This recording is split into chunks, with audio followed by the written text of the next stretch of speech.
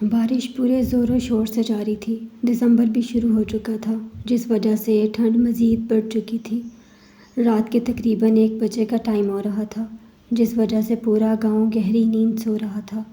وہیں حویلی میں بھی سارے مکین خواب خرگوش کے مزے لے رہے تھے۔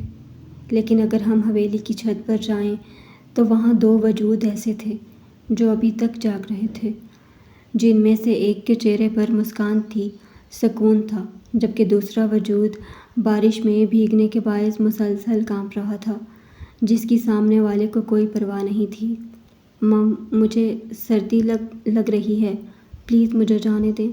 آخرکار ہمت کر کے کپکپاتے نیلے ہونٹوں کے ساتھ اس نے کہہ ہی دیا، چپ کر کے وہیں کھڑی رہو، ورنہ میرا تو پتہ ہے نا تمہیں۔ سگریٹ کو ہونٹوں سے جدا کر کے دھواں ہوا کے سپرد کرے، جلا دینے والی مسکراہٹ کے ساتھ کہتا ہے، جبکہ نظریں مسلسل اس پر جمی ہوئی تھیں۔ وہ اس کی دھمکی اور نظروں سے گھبرا کر فوراً نظریں نیچے کر لیتی ہے اور ٹھنڈ سے بچنے کے لیے دونوں ہاتھ سینے پر باندھ کر اپنے بازو سہلاتی ہے، مگر بے سود، اور وہ مسلسل اسے دیکھتا، اس کی ہر ایک حرکت کو نوٹ کرتا ہے۔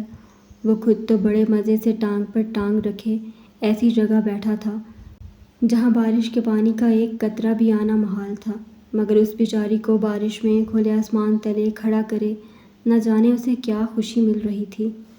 سچ میں بہت سردی لگ رہی ہے، یہ نہ ہو کہ سردی سہتے سہتے میں یہاں ٹھنڈ میں ہی مر جاؤں۔ وہ سر اٹھا کر اس کی طرف دیکھ کر روتے ہوئے آخری کوشش کرتی ہے کہ کیا پتہ اسے ترس آ ہی جائے اس پر، مگر سامنے بھی سنگ دل تھا جسے بس اسے تکلیف میں دیکھ کر ہی سکون ملتا تھا، تو بھلا اس پر ترس کیوں کھاتا پھر؟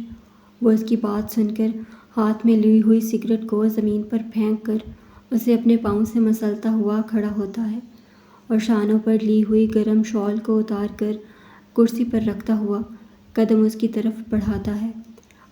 آپ کیوں آ رہے ہیں؟ بارش میں بھیگ جائیں گے۔ اچھا، میں یہاں صحیح ہوں، پلیز آپ مت آئیں۔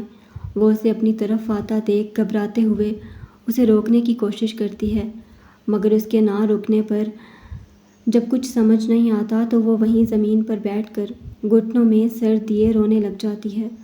وہ اس کے سامنے پنجوں کے بل بیٹھ کر مسکراتے ہوئے اس کا روتا ہوا چہرہ دیکھتا ہے اور پھر اپنی مسکراہٹ چھپا کر چہرے پر فرضی پریشانی لا کر اس سے مخاطب ہوتا ہے۔ تم نے سوچ بھی کیسے لیا میں تمہیں مرنے دوں گا؟ ابھی میں زندہ ہوں تمہیں اذیت دینے کے لیے، تمہیں ہر روز تھوڑا تھوڑا مرتا ہوا دیکھنے کے لیے، تو پلیز یار ایسا مت کہا کرو کہ تم مر جاؤ گی۔ سچ میں یار میری جان نکل جاتی ہے تمہارے منہ سے یہ الفاظ سن کر۔ وہ اس کے چہرے پر چپکے گیلے بالوں کو اپنے ہاتھوں سے اس کے کان کے پیچھے کرتے ہوئے کہتا ہے، جس پر وہ مزید رونے لگ جاتی ہے۔ ارے ارے، رو کیوں رہی ہو یار؟ مانا کہ مجھے تمہاری آنکھ میں آنسو اچھے لگتے ہیں، مگر وہ کیا ہے نا، اس بارش کی وجہ سے سمجھ نہیں آ رہا تم رو بھی رہی ہو یا نہیں، تو پلیز یار چپ ہو جاؤ، رونے کا کوئی فائدہ نہیں۔ وہ اس کے آنسو صاف کرتے ہوئے بڑے پیار سے کہتا ہے، جس پر وہ گھبرا کر پیچھے دیوار سے جا لگتی ہے اور وہ مسکراتا ہوا آسمان کی طرف دیکھتا ہے، جس سے اس کے چہرے پر بھی بارش کی بوندیں پڑتی ہیں۔ وہ بھی بارش میں پورا بھیگ چکا ہوتا ہے، مگر سامنے والی سے کم۔ اے بارش، اتنا نہ برس یار، میرے محبوب کے آنسو نظر نہیں آ رہے۔ وہ شعر بول کر جیسے ہی منہ نیچے کرتا ہے تو اس کو ویسے ہی روتا دیکھ کر غصے سے دھاڑتا ہے۔ رو کیوں رہی ہو؟ بولا ہے نا کہ چپ ہو جاؤ، سمجھ نہیں آتا تمہیں؟ وہ اس کے غصے سے کہنے پر گھبراتے ہوئے جلدی سے اپنے آنسو صاف کرتی ہچکی لیتی ہے۔ گڈ، اب بتاؤ کیوں رو رہی تھی؟ اب کی بار نرم لہجے میں کہتا ہے۔ مجھے سردی لگ رہی ہے، بہت زیادہ، وہ ہچکیاں لیتے ہوئے کہتی ہے، جس پر وہ مسکراتا ہوا کھڑا ہوتا ہے۔ شاید اگر اس کی جگہ کوئی اور ہوتا تو اسے ایسے روتا ہوا دیکھ کر ضرور اپنے سینے سے لگا لیتا، مگر سامنے بھی ستمگر تھا۔ چلو آنسو نہ سہی، مگر تمہیں یوں کپکپاتا ہوا دیکھ کر مجھے جو سکون مل رہا ہے نا، اس کا تم اندازہ بھی نہیں لگا سکتی۔ اچھا چلو میں چلتا ہوں، رات بھی بہت ہو گئی ہے اور موسم بھی خراب ہے، تمہیں تکلیف میں دیکھ کر سکون پھر کبھی لے لوں گا۔ ابھی دیکھو کتنا بھیگ گیا ہوں، یہ نہ ہو کہ بیمار ہو جاؤں میں۔ وہ اپنے کپڑوں کی طرف اشارہ کر کے کہتا ہے جو بالکل بھیگ چکے تھے اور وہ سر اٹھا کر اسے دیکھ کر ماتھے پر بل ڈالے سوچتی ہے کہ اسے بس اپنے بیمار ہونے کی فکر ہے، جو بارش میں بس 5 منٹ رہا، اور وہ جو 2 گھنٹے سے بارش میں بھیگ رہی ہے، ٹھنڈ سے کانپ رہی ہے۔ اس کی کوئی فکر نہیں کہ وہ بھی بیمار پڑ سکتی ہے۔ وہ بس سوچ ہی سکتی تھی، بولنے کی ہمت جو نہیں تھی۔ اور ہاں، تم بھی آدھے گھنٹے بعد چلی جانا، اب میں اتنا بھی ظالم نہیں ہوں کہ تمہیں پوری رات کے لیے بارش میں بھیگنے کے لیے چھوڑ دوں۔ میں بھی انسان ہوں، مجھے بھی احساس ہے تمہارا، میری پیاری بیوی۔ وہ جاتے ہوئے کچھ یاد آنے پر مڑ کے چہرے پر معصومیت سجائے کہتا ہے، اور پھر ہنستا ہوا وہاں سے چلا جاتا ہے، اور وہ بس روتے ہوئے اس کی پشت کو تکتی رہ جاتی ہے، کیونکہ اس نے اس ظالم سے محبت کی، کیوں اس نے اس ظالم کو اپنے دل کا بادشاہ بنایا، اور اب یہی ظالم اس کا مجازی خدا بھی تھا۔ وہ اب جا کر بھی کچھ نہیں کر سکتی تھی، شاید ساری زندگی اس نے اس ظالم کے ظلم ہی سہنے تھے۔ سوہا، سوہا کہاں ہو بیٹا؟ جی امی، میں ادھر ہوں۔ سوہا جو اپنے کمرے میں آئینے کے سامنے کھڑی بالوں کی چوٹی بنا رہی ہوتی ہے، آسیہ بیگم کی آواز پر دروازے کی طرف منہ کرے انہیں دیکھ کر کہتی ہے، جو سامنے ہی اسے نظر آتی ہیں، تم ابھی تک تیار نہیں ہوئی، اسی وجہ سے تمہیں ہر بار جاب نہیں ملتی۔ اتنی لیٹ جاؤ گی تو کون اپنے آفس میں جگہ دے گا تمہیں؟ آسیہ سوہا کے کمرے میں آ کر کہتی ہے، امی روز رات میں کہہ کر سوتی ہوں مجھے 6 بجے ہی اٹھا دیا کریں، مگر آپ ہی مجھے دیر سے اٹھاتی ہیں، تو اس میں میرا کیا قصور؟ وہ اپنی آنکھوں میں سرما لگا کر آئینے میں اپنا جائزہ لیتی ہے۔ گورا اور شفاف چہرہ، اس پر بڑی اور خوبصورت براؤن آنکھیں، چھوٹی سی ناک، گلابی ہونٹ، جو اسے مزید خوبصورت بناتے تھے، وہ تھے اس کے لمبے ریشمی کالے بال۔ قد کاٹ میں وہ نارمل تھی، نہ زیادہ لمبی، نہ زیادہ چھوٹی، اور نہ زیادہ پتلی، نہ زیادہ موٹی۔ وہ معصوم سی بہت پیاری لڑکی تھی۔ توبہ سوہا، کتنا جھوٹ بول رہی ہو، میں آئی تو تھی تمہیں اٹھانے، تم نے ہی مجھے کہا تھا امی بس 5 منٹ رک جائیں، اور تمہارے 5 منٹ دیکھو 1 گھنٹہ ہو گیا ہے۔ آسیہ بیگم اپنی بیٹی کی بات پر کانوں کو ہاتھ لگا کر کہتی ہیں، اچھا ایسا ہے، پتہ نہیں، شاید میں نیند میں تھی تبھی پتہ نہیں چلا۔ چلیں، اب جب بھی آپ مجھے اٹھانے آئیں تو مجھے جھنجھوڑ کر اٹھائیے گا، ٹھیک ہے؟ وہ اپنی مسکراہٹ دبا کر سر پر چادر لیتے ہوئے کہتی ہے، جس پر آسیہ اسے گھوری سے نوازتی ہے۔ دیکھو یہ نہ ہوا کہ اپنا کمرہ ہی صاف کر لوں، بس ماں کے اوپر چھوڑا ہوا ہے کہ ماں ہے نا، وہ صاف کر لیں گی۔ آسیہ بیگم سوہا کا کمبل لگاتے ہوئے بڑبڑاتی ہے، اچھا امی میں چلتی ہوں، دعا کیجیے گا آج جاب مل جائے۔ وہ اپنی اور بے عزتی سے بچنے کے لیے باہر کا رخ کرتی ہے۔ سوہا، اپنے ابو سے ملتی ہوئی جانا، ابو اٹھے ہوئے ہیں؟ اسے حیرت ہوتی ہے، کیونکہ زیادہ تر وہ اس ٹائم سو رہے ہوتے تھے۔ ہاں، تمہارے لیے ہی اٹھے تھے، کہہ رہے تھے کہ سوہا سے کہنا مجھے مل کر جائے۔ اچھا ٹھیک ہے۔ وہ اس بات میں سر ہلا کر غفور صاحب کے کمرے کا رخ کرتی ہے۔ السلام علیکم ابو۔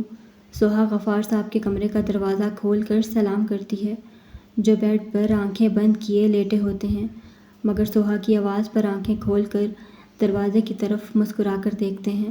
وعلیکم السلام، آ جاؤ بیٹا، میں تمہارا ہی انتظار کر رہا تھا۔ وہ ہاتھ کی مدد سے اٹھ کر بیڈ سے ٹیک لگا کر بیٹھتے ہیں۔ ابو، آپ نے آج میڈیسن کیوں نہیں لی؟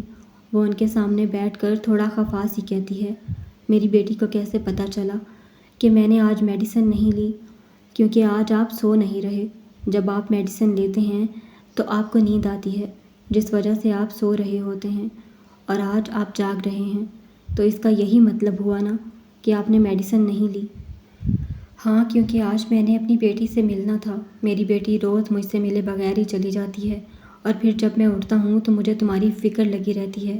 وہ اس کا ہاتھ پکڑے پیار سے کہتے ہیں، جس پہ سوہا اپنے باپ کے اتنے پیار پر دل سے مسکراتی ہے۔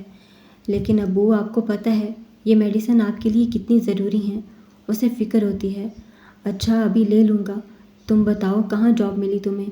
وہ بات بدلتے ہوئے کہتے ہیں، ابھی کہاں ابو، 4 دن سے جا رہی ہوں مگر کہیں جاب نہیں مل رہی۔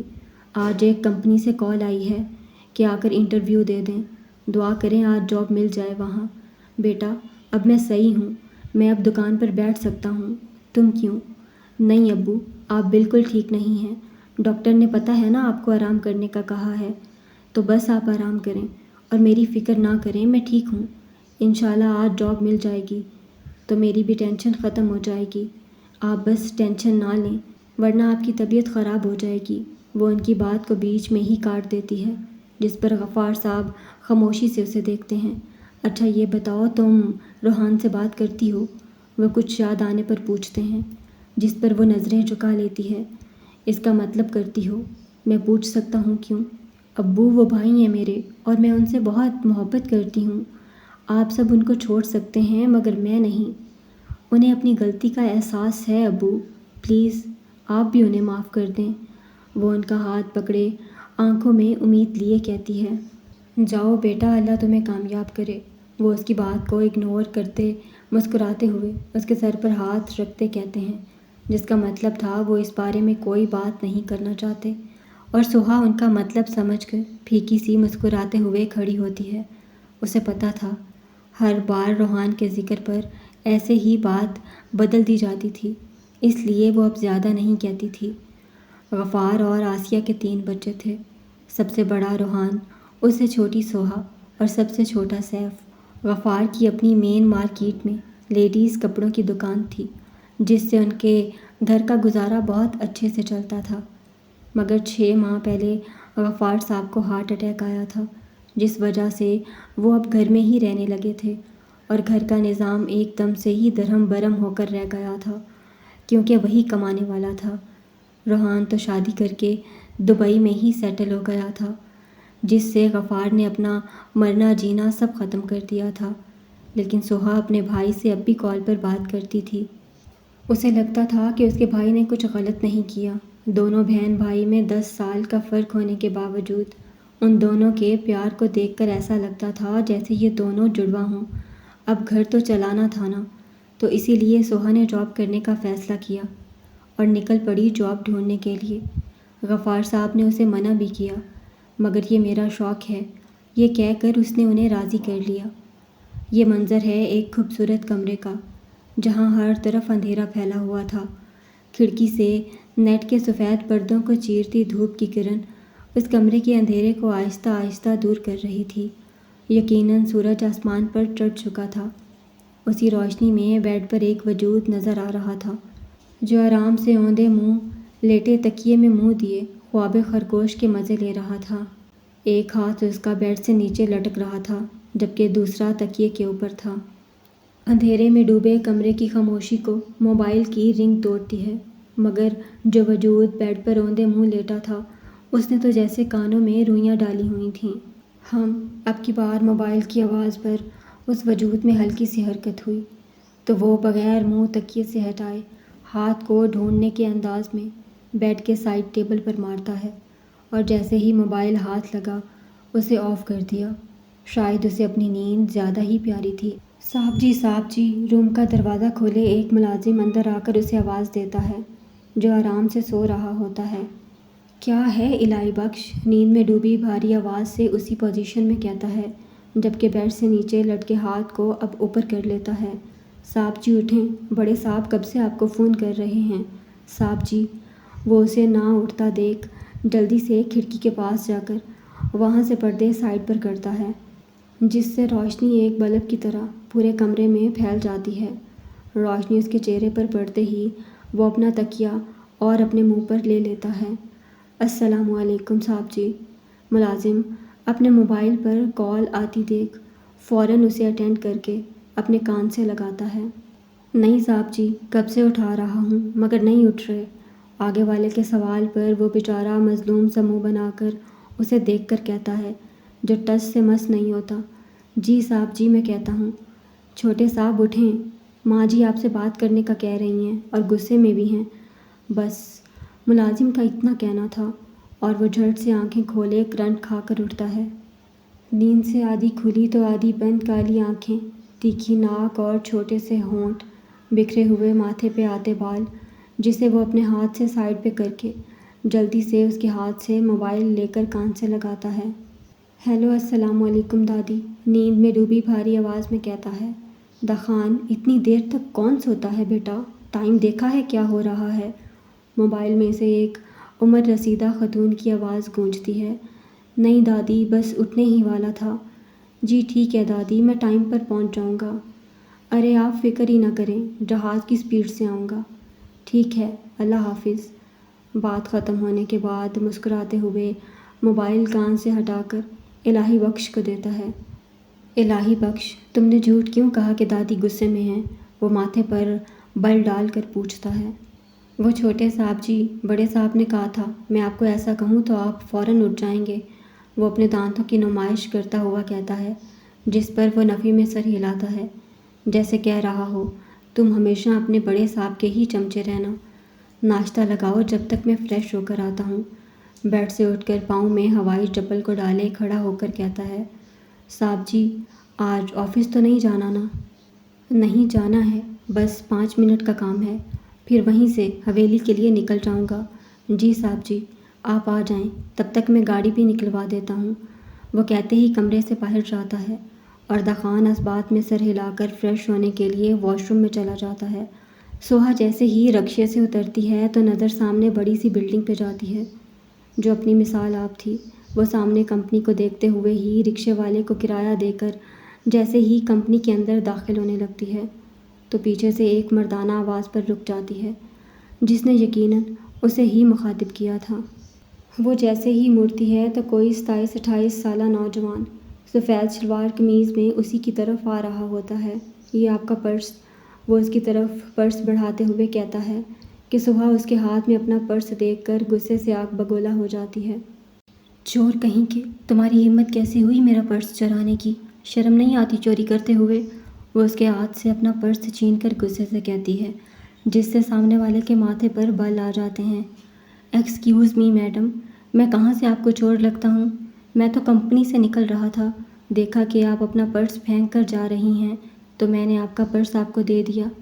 ایک تو بیچارے نے اس کی مدد کی اور اوپر سے وہ اسے ہی سنا رہی تھی۔ اچھا، جب احساس ہوا کہ چوری کرنا گناہ ہے تو ایسے بہانے بنا رہے ہو۔ میں سب سمجھتی ہوں تم چوروں کو، وہ اپنی کمر پر ہاتھ رکھے غصے سے کہتی ہے۔ سوری آنٹی، جو آپ کا پرس واپس کیا، اس سے اچھا تھا میں لے کر بھاگ جاتا، تب آپ خوش ہو جاتی۔ وہ اس کو آنٹی کی طرح لڑتا دیکھ دانت پیس کر کہتا ہے کہ سوہا اس کے سامنے آ جاتی ہے۔ تم نے آنٹی کس کو کہا دادا جی؟ تمہیں میں آنٹی لگتی ہوں؟ ابھی میں جون میں 22 سال کی ہوں گی۔ سوہا کو اپنا آنٹی کہنا اتنا برا لگا کہ اس نے اپنی عمر بھی بتا دی۔ کیا کہنے سوہا کے؟ ارے واہ، یہ اچھا ہے، جس بھی لڑکی کی عمر پوچھنی ہو اسے آنٹی کہہ دو۔ اچھا آئیڈیا دیا آپ نے، میں ضرور ٹرائی کروں گا، وہ ہنستے ہوئے کہتا ہے، جس پر سوہا کو اور غصہ آتا ہے۔ بات مت بدلو، معافی مانگو مجھ سے، اور ہنسنے کی ضرورت نہیں ہے ورنہ 32 کے 32 دانت تمہارے ہاتھ میں رکھ دوں گی۔ کیا مینٹل ہاسپٹل سے بھاگ کر آئی ہو جو میرا دماغ خراب کر رہی ہو؟ بکواس بند کرو اپنی، تم مجھے جانتے نہیں ہو۔ یہ جو کمپنی دکھ رہی ہے نا، میں یہاں کی مینیجر ہوں، سمجھ کیا رکھا ہے تم نے مجھے؟ سوہا جسے خود ابھی جاب نہیں ملی تھی وہ یہاں کی مینیجر بن کے بیٹھی تھی۔ اوہ سوری میم، مجھے پتہ نہیں تھا آپ یہاں کی مینیجر ہیں، پلیز آپ باس کو مت بتائیے گا ورنہ میری نوکری چلی جائے گی۔ وہ ڈر کے جلدی سے اس سے معافی مانگتا ہے تو سوہا بھی تھوڑا اکڑ کے سر اس بات میں ہلاتی ہے۔ ٹھیک ہے جاؤ، آگے سے احتیاط کرنا، وہ ہاتھ کے اشارے سے اسے جانے کا کہتی ہے، جس پر وہ جاتے ہوئے یکدم رکتا ہے۔ میم، بس ایک سوال کر سکتا ہوں؟ ہم جلدی کریں، مجھے جانا بھی ہے، وہ مصروف سے انداز میں کہتی ہے۔ میم، آپ تو یہاں کی مینیجر ہیں تو آپ رکشے میں، میرا مطلب آپ کو تو اپنی گاڑی میں آنا چاہیے تھا نا؟ اسے سمجھ نہیں آتی، اتنی بڑی کمپنی کی مینیجر رکشے میں آتی ہے، اور سوہا اس کے سوال پر شرمندہ سی ادھر ادھر دیکھتی ہے۔ وہ ہاں، میری گاڑی کا ٹائر پنچر ہو گیا تھا تو مجھے اس پر آنا پڑا، اور آپ کیا مجھ سے سوال کر رہے ہیں؟ جائیے اپنے کام سے کام رکھیے، وہ جلدی سے کہہ کر کمپنی کے اندر جاتی ہے کہ کہیں اور سوال ہی نہ پوچھ لے، اور وہ بھی کندھے اچکاتا ہوا اپنی منزل کی طرف جاتا ہے۔ سوہا غفار، ایک لڑکی سوہا کے پاس آ کر پوچھتی ہے، جس پر سوہا اس بات میں سر ہلاتی ہے۔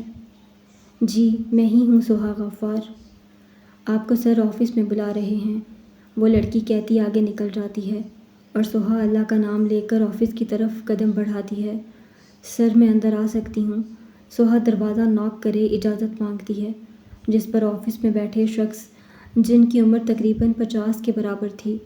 فائل سے نظر اٹھا کر اجازت دیتا ہے۔ جی آ جائیے مس سہا غفار، بیٹھیے۔ سہا کے اندر قدم رکھنے پر وہ سامنے چیئر کی طرف اشارہ کرتے ہیں تو سہا بھی چیئر کھینچ کر بیٹھ جاتی ہے۔ جی مس سہا، آپ نے یہاں آنے سے پہلے کہیں جاب کی ہے؟ وہ فائل بند کرتے پوری طرح ان کی طرف متوجہ ہو جاتے ہیں۔ نہیں سر، یہ میری پہلی جاب ہوگی۔ ہم کیسے یقین کریں کہ آپ یہ جاب اچھے سے کریں گی؟ آپ نے تو پہلے کبھی کہیں جاب نہیں کی، یقیناً آپ کو اتنا آئیڈیا بھی نہیں ہوگا جاب کے بارے میں۔ نہیں سر، ایسا نہیں ہے، انشاءاللہ آپ کو مجھ سے کوئی شکایت نہیں ہوگی۔ آپ مجھ پر بھروسہ کر سکتے ہیں اور میں آپ کے بھروسے پر پورا اترنے کی کوشش کروں گی۔ وہ مسکراتے ہوئے پورے اعتماد سے کہتی ہے، جس سے سامنے بیٹھا شخص بھی متاثر ہوتا ہے۔ گڈ، اچھا لگا آپ کے اعتماد کو دیکھ کر۔ وہ کہتے ہی ایک لیٹر پر سائن کرتے ہیں جسے سہا بڑے غور سے دیکھتی ہے۔ یہ لیجئے، کل سے آپ آفس جوائن کر لیجئے گا۔ وہ لیٹر سہا کی طرف بڑھاتے ہوئے کہتے ہیں، جسے وہ مسکراتے ہوئے تھام لیتی ہے۔ شکریہ سر آپ کا بہت بہت۔ کوئی بات نہیں بیٹا، بس آپ نے دل لگا کر کام کرنا ہے تاکہ ہمارے باس بھی خوش ہوں، وہ خوش دلی سے کہتے ہیں، اور سہا حیرانگی سے انہیں دیکھتی ہے۔ کیا مطلب، آپ باس نہیں ہیں؟ وہ تو انہیں ہی باس سمجھ رہی تھی۔ نہیں، میں باس نہیں ہوں، میں مینیجر ہوں۔ وہ اس کی بات پر مسکراتے ہوئے نفی میں سر ہلاتے ہیں۔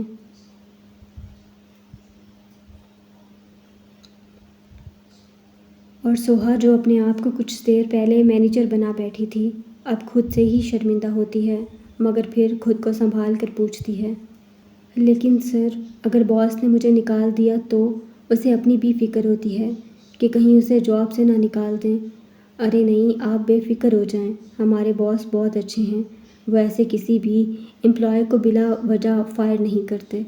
اچھا چلیں ٹھیک ہے سر، میں کل ہی آفس جوائن کر لوں گی۔ اسے تھوڑی تسلی ہوتی ہے تو مسکراتے ہوئے کھڑی ہو کر کہتی ہے، جی بالکل۔ وہ بھی کہتے فائل میں جھک جاتے ہیں اور سہا اپنا بیگ کندھے پر ڈالے آفس سے باہر آتی ہے۔ کشش، تم نے رابی کو دیکھا ہے؟ میں کب سے اسے ڈھونڈ رہا ہوں، پتہ نہیں کہاں ہے۔ ہاں، وہ کافی لینے گئی ہے، ابھی آتی ہوگی، تم بیٹھو۔ کشش اسے اپنے برابر میں بیٹھنے کا کہتی ہے۔ یار، ایک تو اس لڑکی نے تنگ کر دیا ہے۔ وہ بیٹھنے کے ساتھ ہی برا سا منہ بنا کر کہتا ہے، اچھا کیا کیا ہے میری پیاری دوست نے؟ وہ ہنستے ہوئے اسے دیکھ کر کہتی ہے، جس پر وہ اسے آنکھیں دکھاتا ہے، بس وہی تمہاری دوست نہیں ہے، میں بھی تمہارا دوست ہوں۔ تم ہمیشہ اس کی سائیڈ لیتی ہو جبکہ تمہیں میرا ساتھ دینا چاہیے۔ ہاں ہاں، تم دونوں کی دوست ہوں میں، مگر تم دونوں جب ساتھ ہوتے ہو تو مجھے پوچھتے بھی نہیں ہو، اور جب لڑائی کر لیتے ہو تو یہاں میرے پاس آ جاتے ہو۔ اب ایسا بھی نہیں ہے کشش، میں تمہیں دل سے دوست مانتا ہوں۔ ہاں، رابی کا کچھ نہیں کہہ سکتے۔ وہ بینچ پر بیٹھے پیچھے ٹیک لگا کر کہتا ہے، آرجی وہ سامنے اسٹوڈنٹ کو دیکھتے کہتا ہے، میں نے تمہیں کچھ بتانا ہے۔ وہ اس کی طرف منہ کر کے الفاظ ترتیب دیتی ہے، ہاں کہو کیا کہنا ہے۔ اس کے بعد میرے پاس بھی تمہیں بتانے کے لیے ایک خبر ہے۔ وہ مسکراتے ہوئے کہتا ہے، اچھا پہلے تم بتاؤ کیا بات ہے، پھر میں بتاؤں گی۔ اچھا تو سنو، میں نے رابی کو پرپوز کر دیا ہے اور بہت جلد اس کے گھر رشتہ لے کر بھی جانے والا ہوں۔ وہ اس کے قریب ہو کر سرگوشی میں کہتا ہے، اور کشش کے چہرے سے مسکراہٹ یکدم ہی سمٹ جاتی ہے۔ اوہ اچھا، مبارک ہو۔ وہ جلدی سے اپنے چہرے پر مسکراہٹ لا کر کہتی ہے، خیر مبارک، اب تم بتاؤ، تم نے کیا بتانا تھا؟ میں نے کچھ نہیں، ویسے رابی نے تو نہیں بتایا مجھے۔ وہ بات بدلتے ہوئے کہتی ہے، اچھا پتہ نہیں، شاید اسے یاد نہیں ہوگا۔ ویسے دیکھو، میں تمہیں اپنا دوست مانتا ہوں، تبھی میں نے تمہیں بتایا ہے، رابی سے بھی پہلے۔ ہاں، وہ سامنے دیکھتے ہوئے کہتی ہے۔ اسے پتہ نہیں کیوں گھبراہٹ ہوتی ہے جبکہ وہ کھلے ماحول میں بیٹھی تھی۔ مجھے لگتا ہے کہ رابی کلاس لینے چلی گئی ہوگی، چلو ہم بھی چلتے ہیں۔ وہ اپنا بیگ اٹھا کر کہتا ہے تو وہ بھی اس کے ساتھ کھڑی ہو جاتی ہے، اور پھر دونوں اپنے قدم کلاس روم کی طرف بڑھاتے ہیں۔ آج دورانی مینشن میں عید کا سماں تھا، ہر کسی کے چہرے سے خوشی جھلک رہی تھی، اور خوش ہوتے بھی کیوں نہ، آج حویلی میں پورے 1 سال بعد دخان دورانی آ رہا تھا، وہ بھی کامیاب ہو کر۔ 2 سال پہلے دورانی فیملی نے لاہور میں ایک کمپنی کھولی تھی جو صحیح سے توجہ نہ دینے کی وجہ سے گھاٹے میں جا رہی تھی۔ مگر 1 سال پہلے دخان باہر سے اپنی تعلیم مکمل کر کے آیا تو اس نے کمپنی کو اپنے ہاتھ میں لینے کا فیصلہ کیا، جو سب نے مان بھی لیا، اور اب وہ کمپنی ٹاپ پر جا رہی تھی، جو دخان دورانی کی بدولت ہی ہو سکا تھا۔ کب تک پہنچے گا دخان؟ اب تک تو پہنچ جانا چاہیے تھا اسے۔ دادی حویلی کے بیرون دروازے پر کھڑی نہ جانے کب سے حویلی کے مین گیٹ کو تک رہی تھیں۔ صرف دادی ہی نہیں، سب حویلی والوں کا حال دادی جیسا ہی تھا۔ اماں جی، میں نے پوچھا ہے اس سے، بس پہنچنے ہی والا ہے، انور اپنی ماں کو بے چین دیکھ کر کہتے ہیں، جو پوتے کو دیکھنے کے لیے کچھ زیادہ ہی جذباتی تھیں۔ لو جی، آ گیا دخان۔ رخسانہ حویلی کے مین گیٹ میں داخل ہوتی BMW کی طرف اشارہ کرتی ہے۔ کالے رنگ کی BMW ان کے سامنے آ کر رکتی ہے، اور رکتے ہی دروازہ کھولے دخان سفید شلوار قمیض میں آنکھوں پر کالا چشمہ لگائے پوری وجاہت کے ساتھ اترتا ہے، اور اترتے ہی سیدھے قدم پہلے دادی کی طرف بڑھاتا ہے، جو اپنی باہیں کھولے اس کے انتظار میں کھڑی ہوتی ہیں۔ کیسا ہے میرا شیر بچہ؟ بالکل ٹھیک دادی، آپ کے سامنے ہوں، وہ ان سے الگ ہو کر مسکرا کے کہتا ہے۔ اگر دادی پوتے کا ملنا ہو گیا ہو تو ہم سے بھی مل لو، یہاں لمبی لائن لگی ہے آپ سے ملنے کے لیے۔ احد اپنے پیچھے اشارہ کرتا ہے، جہاں اس سے ملنے کے لیے سارے ایک قطار کی صورت میں کھڑے ہوتے ہیں۔ یار، ایسا لگ رہا ہے میں لاہور سے نہیں چاند سے آیا ہوں۔ اس طرح کا ویلکم تو تب بھی نہیں ہوا تھا جب میں باہر سے پڑھ کر آیا تھا۔ ہاں، کیونکہ اس وقت آپ اپنے لیے کامیاب ہو کر آئے تھے، اور آج آپ دورانی فیملی کے لیے کامیاب ہو کر آئے ہیں، اسی لیے۔ احد کے بجائے سعد اس سے گلے ملتے ہوئے کہتا ہے، جس پر وہ ہنستے ہوئے اس بات میں سر ہلاتا ہے۔ چلو بعد میں ملنا سب، آجا بیٹا اندر چلتے ہیں، دیکھ گرمی کتنی ہو رہی ہے، یہ نہ ہو کہ کالا ہو جائے میرا بچہ۔ دادی اس کا ہاتھ پکڑے اندر کی طرف قدم بڑھاتی ہیں تو باقی سب بھی مسکراتے ہوئے ان کے پیچھے چلتے ہیں۔ اسفند صاحب اور رشیدہ بی بی کے 3 بچے تھے، سب سے بڑا انور، ان سے چھوٹا اعجاز، اور سب سے چھوٹی آمنہ۔ اسفند صاحب کا 10 سال پہلے ہی انتقال ہو گیا تھا، جس وجہ سے رشیدہ بی بی نے ہی سب سنبھالا تھا۔ انور اور رخسانہ کا ایک بیٹا تھا دخان، اس کے بعد اعجاز اور فائزہ کے 3 بچے تھے، 2 بیٹے اور 1 بیٹی۔ بڑا بیٹا احد، جو دخان کی عمر کا ہی تھا، اور دونوں میں دوستی بھی بہت تھی، اس سے چھوٹا سعد اور اس سے چھوٹی اینی۔ پھر آتی ہیں آمنہ، جو بیوہ تھیں اور اپنے بچوں کے ساتھ یہیں حویلی میں ہی رہتی تھیں۔ ان کے 3 بچے تھے، 2 بیٹیاں اور 1 بیٹا۔ بڑی بیٹی زویا اور اس سے چھوٹا عدنان اور اس سے چھوٹی زارا۔ یوں یہ سارے اس حویلی کی جان تھے، بلکہ ان سے ہی یہ حویلی تھی۔